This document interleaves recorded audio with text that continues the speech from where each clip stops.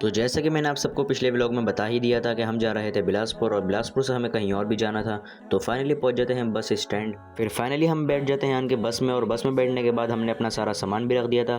फिर सामान रखने के बाद बस चल पड़ती है पेट्रोल पंप की तरफ और यहाँ से पड़वाया 50 का डीजल और फिर बस चलने लगती है अपनी मंजिल की तरफ। फिर थोड़ी देर नींद लेने के बाद बस रुकती है ढाबे पर और यहाँ से मैंने ली चिप्स और कोल्ड ड्रिंक और फिर वापसी सो गया। और फिर सुबह को मैंने जैसे उठ के देखा तो हम फाइनली पहुंच चुके थे अपनी लोकेशन पर। फिर यहाँ पहुंच के हमने लिया सबसे पहले अपने लिए रूम और रूम लेने के बाद अपना सारा सामान रखा। फिर फ्रेश होने के बाद आ जाता हूँ मैं अपने लिए टोपी लेने।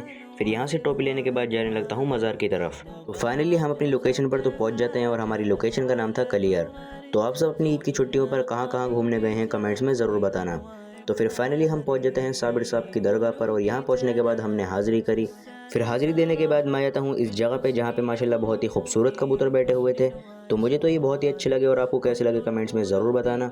फिर आ जाता हूँ मैं फ़ातिहा के लिए मिठाई लेने और मिठाई पे फ़ातिहा देने के बाद हो जाती है ज़ोहर की अज़ान। तो यहाँ पे पहुँच के मैंने अदा करी नमाज़। फिर नमाज़ पढ़ने के बाद आ जाते हैं अपने रूम पे थोड़ा आराम करने, क्योंकि भाई सब रात से बिल्कुल भी नींद नहीं हुई थी। तो इसलिए फैज़ भाई तो घोड़े बेच के सो गए थे और अब मैं भी सोने वाला हूँ।